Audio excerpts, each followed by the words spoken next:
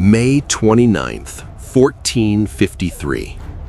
To the modern mind, it is just a date, but to the people of the 15th century, it was the day the sun fell out of the sky.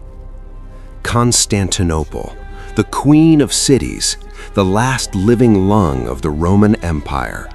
For 1,000 years, she stood as the guardian of Christendom, a city of gold, silk, and holy relics. Her walls were thought to be unbreakable. Her virgin mother was thought to be invincible. But history does not care for legends. It cares for iron and gunpowder. When the massive cannons of Sultan Mehmed II shattered the walls, the Middle Ages ended and a new, darker era began for the inhabitants of the city. We often hear about the last emperor, Constantine XI, throwing off his imperial purple and charging into the enemy, never to be seen again. We hear of the heroic defense. But what of the silence that followed the screaming? What happened to the 50,000 citizens who did not die on the walls? Specifically, what happened to the women, the princesses in the palaces, the nuns in the sanctuaries, and the mothers in the streets, when the most disciplined and hungry army in the world was given 3 days of unrestricted harvest? This is not a story of a battle. This is a story of the capture. It is the story of how the noblewomen of Byzantium were dragged from the height of civilization into a darkness so profound that many prayed for the mercy of a sword, but received the chains of a slave.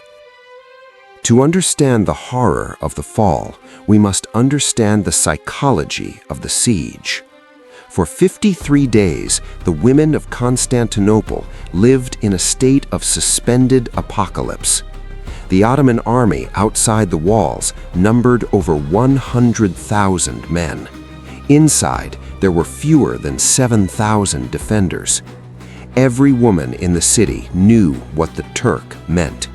They had heard the stories from the Balkans. They knew that Mehmed II was ambitious, brilliant, and ruthless. But they clung to a desperate hope. The Theodosian walls have never fallen. The Virgin Mary will save us. The women became the spiritual engine of the defense.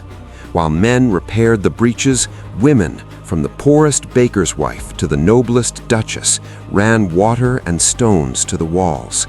They filled the churches, their voices rising in a constant weeping prayer. But as the weeks dragged on and the food ran out, a terrifying realization set in. No relief army was coming. The West had abandoned them. They were alone in a cage of stone, and the beast outside was starving. May 28th, the night before the final assault. The city is silent. The Ottoman camp is lit by thousands of torches, accompanied by the terrifying sound of drums and zurnas. Inside the city, a final procession takes place. The icons are carried through the streets. Women walk barefoot, tearing at their clothes, wailing. It is the funeral of a city that is not yet dead. This moment is crucial. The psychological trauma began here. These women were saying goodbye to their husbands, their sons, their fathers. They knew with a grim certainty that when the sun rose, they would be widows, or worse. There is a historical account of a nun who looked out from the walls at the sea of torches and said, "Better the turban of the Sultan than the tiara of the Pope." She would soon learn the bitter irony of those words, for the turban brought with it a fate that made religious squabbles seem like child's play. Dawn, May 29th. The unthinkable happens. The cry goes up, "The city is fallen." The Ottomans breach the Kirkaporta gate. The Janissaries, the elite shock troops, flood into the streets. The defense collapses. For the women, this was the moment of the scatter. Panic is a primal force. Thousands of women rushed towards the great church, the Hagia Sophia. They believed an ancient prophecy that when the enemy reached the column of Constantine, an angel would descend with a sword of fire and drive them back. They ran with their children in their arms. They abandoned their jewelry, their heirlooms. They ran only for sanctuary. But the angel did not come. The Janissaries did. When a city is taken by storm, the ancient rules of war applied: ganima, plunder. The Sultan had promised his men 3 days of unrestricted looting. The soldiers were not just looking for gold, they were looking for movable assets. And in the slave markets of the East, a noble Byzantine woman was worth more than her weight in silver. The Hagia Sophia, the Church of Holy Wisdom, the largest cathedral in the world for nearly 1,000 years. On that morning, it was packed with refugees. The bronze doors were barred. Inside, the sound of terrified prayer was deafening. Then, the axes hit the wood. The doors shattered. What followed was not a massacre, but a harvest. The Ottoman soldiers did not want to kill. Dead bodies have no market value. They wanted to capture. Eyewitnesses describe a scene of industrial efficiency mixed with brutal chaos. The soldiers moved through the crowd, separating the flock. They looked for the young, the beautiful, the nuns. Nuns were considered a prize of exotic value. To violate a bride of Christ was for some a twisted act of spiritual domination. To others, they were simply women who had not been worn out by childbirth. The soldiers fought each other over the captives. If a particularly beautiful noblewoman was found, 2 soldiers might draw swords on each other to claim her. To resolve the dispute, they would sometimes end her life on the spot. If I cannot have her, no one will. Women were tied together with their own veils. The ropes ran out, so they used the cinctures of the priests. The greatest church in Christendom became a holding pen for the greatest slave auction in history. We must speak of the aristocracy, the porphyrogenita, those born in the purple chamber of the palace. The tragedy of the Megadux Lucas, Notaras, the highest-ranking official after the emperor, serves as the grim emblem of the aristocracy's fate. Notaras surrendered, hoping to buy safety for his family with his immense wealth. Mehmed initially treated him with courtesy, but the Sultan had a specific interest: Notaras's sons. When Notaras refused to hand his young, handsome son over to the Sultan's pleasure, the mask of civility dropped. Notaras was forced to watch the execution of his sons. But his daughters? They were the living ghosts. They were loaded onto wagons bound to Edirne, the Ottoman capital. These were women who had never walked the streets without a retinue of servants. They had lived in a bubble of theology and silk. Now they were stripped of their silks and dressed in the rags of slaves to humiliate them. They were marched hundreds of miles. The fate of a noblewoman was arguably worse than that of a commoner. A commoner might be sold to a farmer and live a hard but anonymous life. A noblewoman was a trophy. She was destined for the imperial harem or the households of high-ranking pashas. She would serve the men who killed her father. She would bear the children of the men who burned her city. She would be forced to convert to Islam, effectively erasing her soul in the eyes of her own theology. It was a total, absolute erasure of identity. While the Hagia Sophia was being emptied, the rest of the city was being turned inside out. The convents were the first targets. The monastery of the Pantocrator, the Chora Church, these places of refuge became traps. Historian Dukas, who lived through these times, writes with trembling hands about the fate of the elderly women. Those who were too old to be sold or too infirm to march were not spared.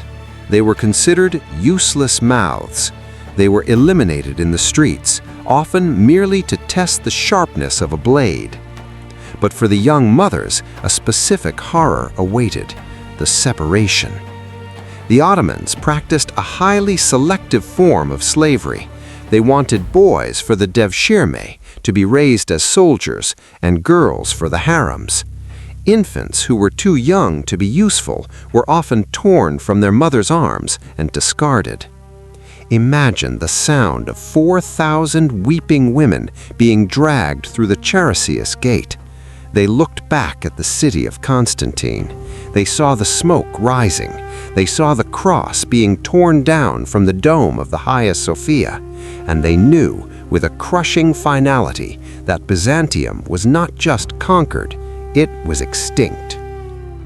The journey from Constantinople to the slave markets of Adrianople, Edirne, was a via dolorosa.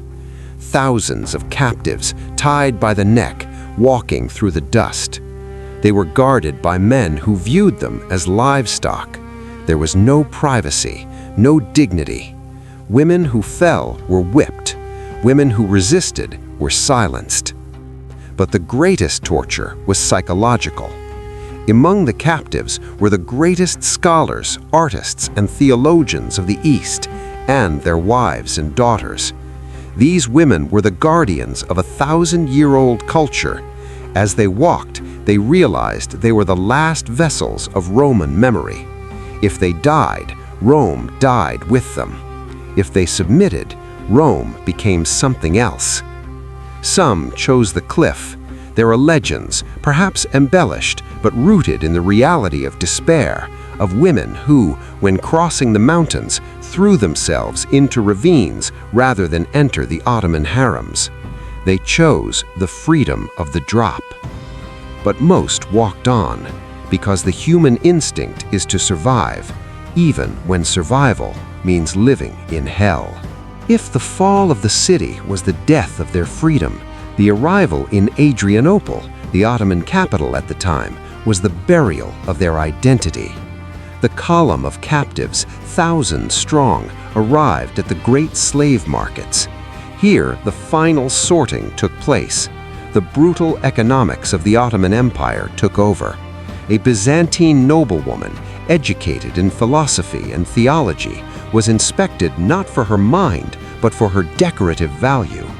The dealers looked for specific traits: white skin, elegant hands, the bearing of aristocracy. These women were separated from the commoners. The commoners were sold into domestic servitude or agricultural labor, a hard life, but one where they might eventually buy their freedom or marry a fellow Christian. But the noblewomen? They were destined for the gilded cage. They were purchased for the harems of the pashas, the beys, and the sultan himself. To understand this, we must strip away the Orientalist fantasies of the 19th century. The harem was not a place of seduction. It was a high-security institution of reproduction and control. When a Byzantine princess entered this world, the heavy doors locked behind her, and they would likely never open again. The first act of the harem was the stripping of the name. A woman named Theodora or Helena, names echoing the glory of Rome, was told that name no longer existed. She was given a Persian or Turkish name: Gulbahar, spring rose; Bulbul, nightingale. She was forced to convert. While the Ottomans allowed Christians to live in their empire as second-class citizens, zimmis, the women in the harem had to be Muslim. There was no debate, no theological argument. You recited the words, or you were cast out into a darkness worse than servitude. Imagine the psychological fracture. You are the daughter of a civilization that defined itself by its orthodox faith. You believe that denying Christ means losing your soul, and yet, to survive, to eat, to avoid the whip, you must deny him every day. Many of these women practiced what we call crypto-Christianity. They whispered their prayers in the dark. They sewed tiny crosses into the lining of their caftans. They lived a double life, terrified that a slip of the tongue would reveal their secret heart. But there was a torture specific to the mothers of Byzantium that went beyond their own bodies. It was the torture of the devshirme, the blood tax. The Ottoman Empire was built on a unique system of recruitment. They took the sons of their Christian subjects, converted them to Islam, and trained them to be the elite soldiers of the empire, the janissaries. For a Byzantine mother who had survived the sack of 1453, who had been sold into a village in Greece or the Balkans, this was the nightmare that never ended. Every few years, the recruiting officers would come. They would inspect the boys. If your son was strong, intelligent, and healthy, they took him. He was not killed. In fact, he was given the best education in the world. He might grow up to be a grand vizier, the second most powerful man in the empire. But to his mother, he was dead. He would be given a Muslim name. He would be taught to despise the culture he came from. The ultimate tragedy of the post-1453 world was this: the armies that would march to destroy the remaining Christian lands, the soldiers who would eventually besiege Vienna, were the sons of the very women they conquered. A mother would watch her son marched away, knowing that if she ever saw him again, he would be holding a sword at the throat of her people. What of the empress, the princesses, the blood of the Paleologus? History records a dismantling of the dynasty that is chilling in its thoroughness. Constantine XI died without a wife, but his nieces, his cousins, the vast network of religious relations, they were hunted down. Sultan Mehmed II was a student of history. He knew that as long as a legitimate heir to Rome lived, his conquest was not secure. We have the story of the wife of George Francis, the emperor's best friend. She was captured, separated from her husband, and sold into the household of an elderly Turk. She, a woman who had dined at the imperial table, spent her final years serving tea to the conquerors, dying in obscurity. Her children? Her son was ended by the Sultan for refusing his advances. Her daughter died in the seraglio, the Sultan's harem, from grief and decline, a euphemism for a heart that simply stopped beating under the weight of trauma. The lucky ones managed to flee to Italy or Russia before the net closed. Zoe Paleologina, niece of the last emperor, fled to Rome and was later married to Ivan III of Russia, taking the double-headed eagle of Byzantium to Moscow. She was the one spark that escaped the fire. But for those who stayed, there were no fairy tales, only silence. Today, millions of tourists visit the Topkapi Palace in Istanbul. They walk through the harem. They admire the Iznik tiles, the fountains, the stained glass. They listen to guides talk about the golden road where the Sultan walked. But the walls do not speak. If they could, they would scream in Greek. The beauty of the Topkapi is built on the erasure of the women of Byzantium. The concubines who lived in these rooms, who bore the heirs of the empire, were often the daughters of the very people the empire destroyed. They were the genetic bridge between Rome and the Ottomans. Sultan Mehmed II himself and his successors carried the blood of the people they conquered, but the culture of the mothers was strictly forbidden. A mother could not sing a Greek lullaby to the future sultan. She could not teach him the history of her city. She had to be the vessel for the enemy's future, while her own past was burned to ash. There is one exception that proves the rule: Mara Branković. She was a Serbian princess, the stepmother of Mehmed II. Though she was technically a captive bride of his father, she managed to navigate the shark tank of the Ottoman court with incredible skill. She never converted, she remained Orthodox. Mehmed II respected her as a second mother. After 1453, she used her influence to save thousands of Christians. She bought the freedom of captives. She preserved relics. She was a beacon of light in the darkness. But Mara was unique. She was royalty before she arrived, and she had the iron will of a diplomat. For the 50,000 other women dragged from the city, there was no such power. There was only the long night. Byzantium did not die in a single day. It died slowly in the hearts of the women who were forced to forget it. The fall of Constantinople was not just a geopolitical shift, it was a humanitarian catastrophe of the scale we rarely acknowledge. When we read the history books, we focus on the cannons, the walls, and the kings. We treat the women as collateral damage, as spoils of war. But they were the keepers of the culture. When they were enslaved, the memory of Rome was fractured. The next time you look at the mosaics of the Hagia Sophia, those sad, beautiful eyes of the saints peering through the plaster, remember the women who looked into those eyes on the morning of May 29, 1453. Remember the women who were dragged through those bronze doors, never to return. They are the silent martyrs of history. Their bodies were claimed by the victors, but their suffering belongs to the ages.